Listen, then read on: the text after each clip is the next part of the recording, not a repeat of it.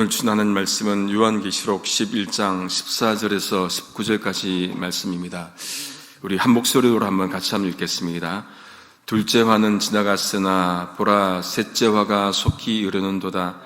일곱째 천사가 나팔을 불매 하늘에 큰 음성들이 나서 가로되 세상 나라가 우리 주와 그 그리스도의 나라가 되어 그가 세세토록 왕노릇 하시리오로다 하니 하나님 앞에 자기 보좌에 앉은 24장로들이 엎드려 얼굴을 대고 하나님께 경배하여 가로되 감사하나니 옛적에도 계셨고 시방도 계신 주 하나님 곧 전능하신 이여 친히 큰 권능을 잡으시고 왕노릇 하시도다.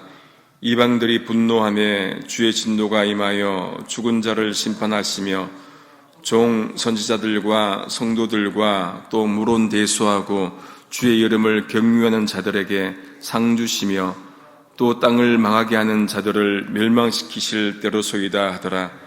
이에 하늘에 있는 하나님의 성전이 열리니 성전 안에 하나님의 언약궤가 보이며 또 번개와 음성들과 뇌성과 지진과 큰 우박이 있더라. 아멘.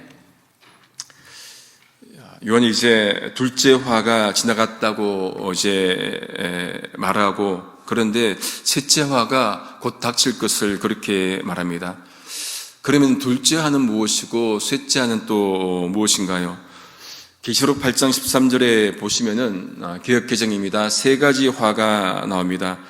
내가 또 보고 들으니 공중에 날아가는 독수리가 큰 소리로 이르되 땅에 사는 자들에게 화가 있으리니 이는 세 천사들이 불어야 할 나팔 소리가 남아있음이로다 하더라. 첫째는 다섯 번째 나팔과 관련이 있었습니다. 계시록 9장 1절 2절입니다. 다섯째 천사가 나팔을 불매 내가 보니 하늘에서 땅에 떨어진 별 하나가 있는데 저가 무저갱의 열쇠를 받았더라. 저가 무저갱을 여니 그 구멍에서 큰 풀무의 연기 같은 연기가 올라오매 해와 공기가 그 구멍의 연기로 인하여 어두워지며. 둘째 화는 9장 13절에서 21절까지 이어집니다. 여섯 번째 나팔과 관련이 있지요. 이 두 번째 화가 지나갔지만은 남은 세 번째 화가 곧 닥칠 것을 말씀을 합니다. 여러분, 화는 하나님의 심판을 말씀을 하시지요. 이제 일곱째 천사가 나팔을 불자 하늘에서 큰 소리가 납니다. 15절 말씀에 세상 나라가 우리 주와 그의 그리스도의 나라가 되어 그가 세세토록 왕노릇 하시리로다. 여러분, 일곱 나팔 소리가 이제 다 들린 거예요. 그런데 이상합니다. 여섯째 나팔 소리까지 매번 심판의 메시지가 임했는데 일곱째 나팔 소리가 났음에도 불구하고 심판의 소리가 있지 않습니다. 오히려 반대로 구원의 메시지가 울려 퍼집니다. 이건 무엇을 의미합니까? 그들의 인생과 이 땅의 끝이 아니라 주 예수 그리스도께서 이 세상 나라를 통치하실 것을 말씀하시는 것이죠. 앞에는 화가 있었는데 마지막 일곱 번째 나팔이 불고 난 다음에는 그리스도의 나라가 되고 그가 왕노릇할 것이다. 그렇게 말씀을 하십니다. 여러분, 삼위일체 하나님께서 창조하신 세상이죠. 그러면은 마지막이 어떻게 되겠습니까? 그 하나님께서 완성하실 것입니다. 만약에 이 땅이 마지막이 파멸이라고 한다면은 하나님께서 이 세상을 창조하실 이유가 어디에 있겠습니까? 마지막이 그냥 죽음이고 파멸이고 그냥 종말이면은, 그러면은 끝이면은 아무런 이유가 없겠지요. 아무리 세상이 악하고 사람들이 하나님 앞에 죄를 지어도 마지막은 보시기에 좋았던 그 창조의 모습을 회복하실 것입니다. 또 마지막은 주님께서 다스리는 그 주권의 나라가 임할 것입니다. 이것이 해설서에도 나오지만은 주기도문의 기도잖아요. 뜻이 하늘에서 이룬 것처럼 땅에서도 이루어지리이다. 그러니 어떤 어려움과 환난이 있더라도 하나님 통치하심과 주권을 고백하며 살아야 합니다. 지금 내 삶이 어렵고 힘들어도 마지막은 분명하게 하나님의 나라가 도래할 것을 믿으며 살아가는 것, 그게 참된 삶이죠. 그러니 하나님은 이 땅의 하나님이고 또한 하나님은 우리의 하나님, 나의 하나님, 그 하나님만이 희망인 것입니다. 이제 하나님 앞에서 자기 보호자에 앉아있던 24장로가 엎드려 경배합니다. 얼굴을 땅에 대고 경배하면서 이렇게 고백합니다. 17절 말씀에 감사옵나니 옛적에도 계셨고 지금도 계신 주 하나님 곧 전능하신 이여 친히 큰 권능을 잡으시고 왕노릇 하시도다. 세 번역은 이렇게 번역합니다. 지금도 계시고 전에도 계시던 전능하신 분 주 하나님 감사합니다. 주님께서는 그 크신 권능을 잡으셔서 다스리기 시작하셨습니다. 약간의 차이를 여러분 보셨습니까? 개역 한글하고 개역 개정은 같은 번역인데 시간순을 어떻게 얘기합니까? 과거 현재 순으로 나열을 했는데 세 번역은 현재 과거 순으로 그렇게 쓰고 있습니다. 해설서에 보니까 이 계시록에서는 시간을 언급할 때 현재, 과거, 미래 그렇게 순으로 한다는 것입니다. 그러니까 계시록의 초점이 미래에 있다기보다는 현재에 있다고 그렇게 본다는 것이죠. 그리고 17절 말씀에는 미래가 없습니다. 이것은 뭡니까? 하나님의 오심, 파루시아, 이 미래가 현재 이루어지기 때문이다. 그렇게 말씀을 한다는 것이죠. 이제 요한은 하나님을 또 어떻게 묘사합니까? 전능하신 분으로 그렇게 묘사합니다. 그 전능하신 하나님이 직접 큰 권능을 잡으시고 다스리심을 이제 찬양합니다. 여러분, 우리 하나님은 전능하신 하나님이십니다. 성경에 수없이 많이 나오죠.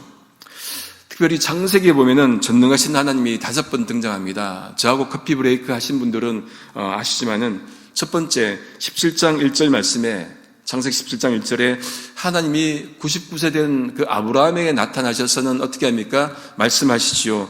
아들을 주겠다. 그러면서 나는 전능하신 하나님이다. 엘샤다이 그렇게 말씀하십니다.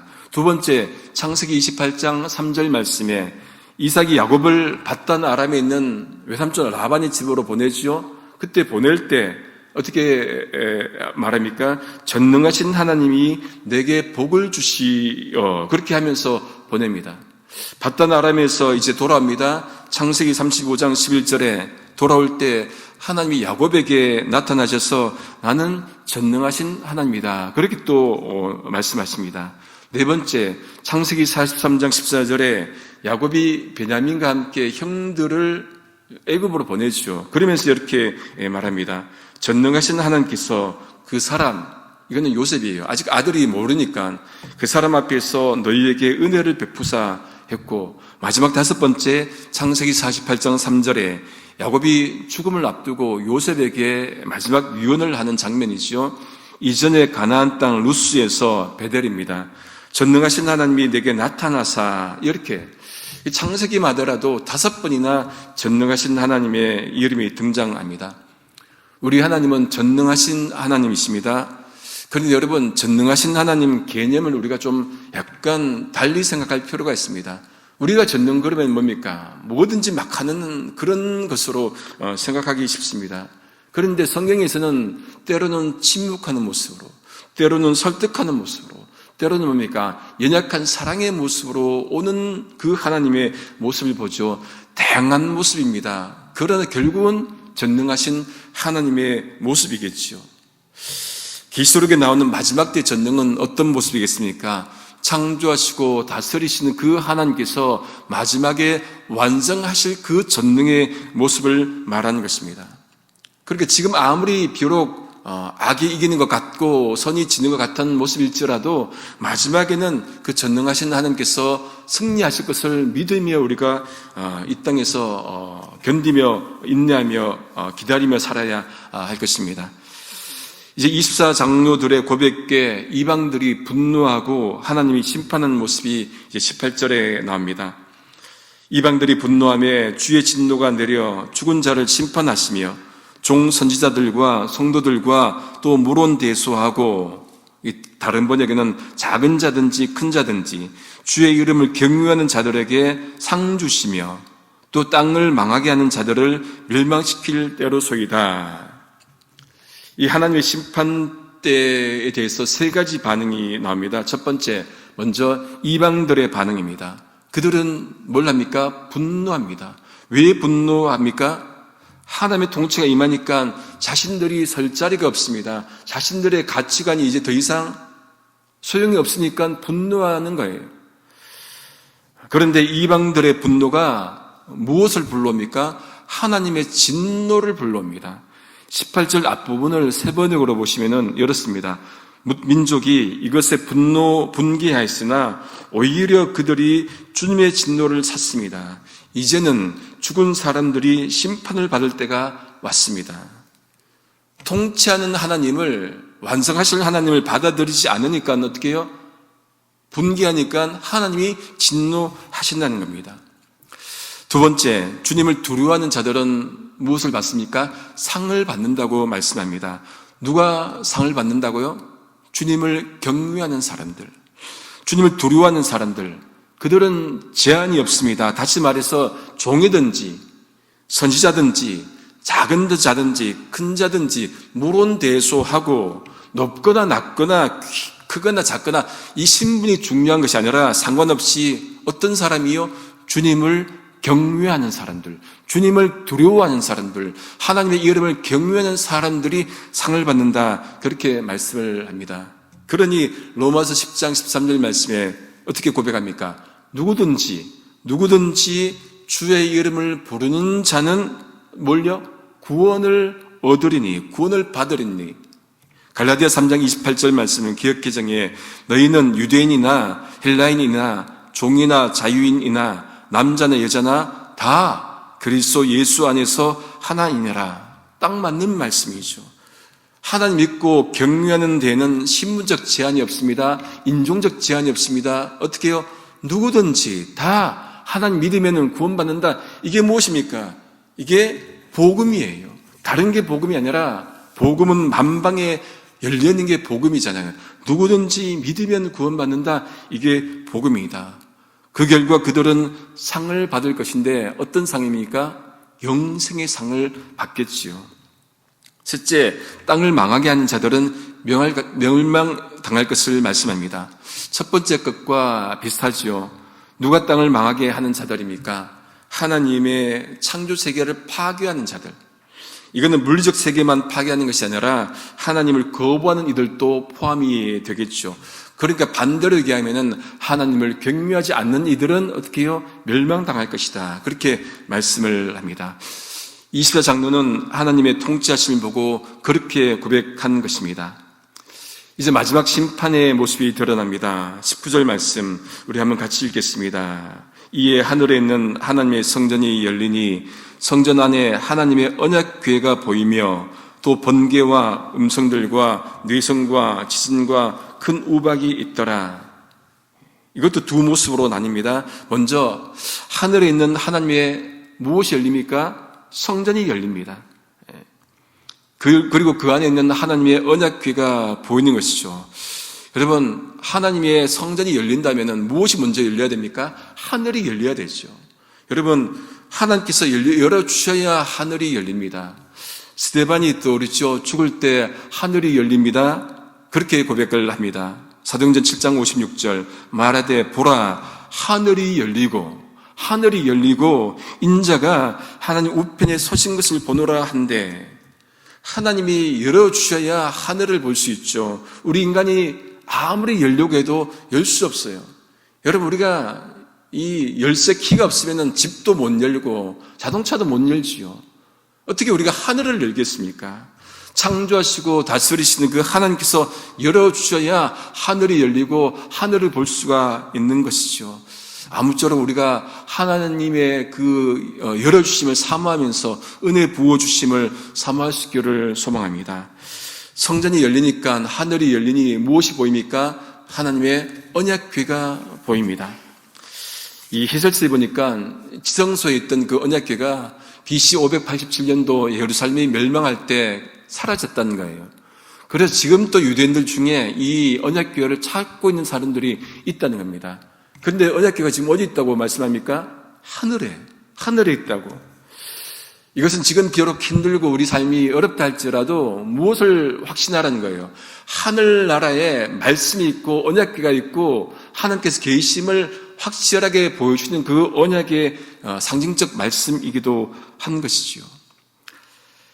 그때 번개가 치고 요란한 소리와 천둥 소리가 나고 지진이 나고 큰 우박이 쏟아집니다. 이거는 믿지 않는 이들에게 임할 마지막 심판의 모습이기도 한 것이죠. 그러니 어떤 모습이겠습니까? 하나님의 언약궤가 보이고 마지막은 또 심판이 있고, 둘 중에 여러분 우리는 어떤 모습을 기대하고 기다려야 하겠습니까? 언약궤입니까? 아니면 심판입니까? 부디 하늘이 열릴 때 하늘의 징벌 소리가 아니라 정말로 성전과 언약궤가 보일 수 있기를 소망합니다. 말씀을 정리합니다. 장례식 때문에 종종 로지여를 가시죠. 사랑하는 가족을 떠나보내는 마음은 정말로 아프지만은 장소는 너무 좋더라고요. 바람도 너무 좋고 그 좋은 곳에 무덤이 있는 것이 참 아이러니합니다. 인생길 누구에게나 마지막이 있습니다. 그런데 우리 인생길 마지막은 바람 좋은 그 로질 언덕도 아니고 포레스트 론도 아닙니다. 우리 인생의 마지막은 어디입니까? 하나님의 품 안입니다. 그곳에서 죽어서 있는 것이 아니라 그곳에서 살아서 하나님과 더불어 영생복락 누릴 것입니다. 그러니 살아있는 동안 이 땅을 지금 또 다스리시고 지금 또 이끄시는, 왜? 창조하셨기 때문에 지금도 다스리고 지금도 이끄시는 그 하나님을 어떻게 해야 됩니까? 찬양하고 경배하며 주님 오심을 우리가 믿음으로 기다리는 그런 모두 될 수 있기를 성부, 성자, 성령이신 삼위일체 하나님의 이름으로 소망합니다. 기도하시겠습니다. 하나님 감사합니다. 죽을 수밖에 없는 죄인들을 자녀 삼아주시고 하나님을 믿게 하시고 그 아들 예수 그리스도를 구주로 고백하게 하시니 감사합니다. 한 번 죽는 것은 사람에게 정해진 것이요 그 후에는 심판이 있다고 분명히 말씀하셨는데 우리 모두 창조하시고 지금도 다스리시는 하나님을 경외하며 마지막 날에 하늘이 열릴 때 하나님의 언약 기회를 볼 수 있는, 그리고 하나님의 품 안에 있을 수 있는, 그래서 거기서 영생복락 누릴 수 있는 우리 모두 될 수 있도록 인도해 주시옵소서. BBS와 함께하여 주십시고 우리 아이들 무엇보다도 하나님 영접하고 평생 동안 아버지의 주님을 고백하며 살아도록 인도해 주시옵소서. 감사합니다. 예수님의 이름으로 기도드립니다. 아멘.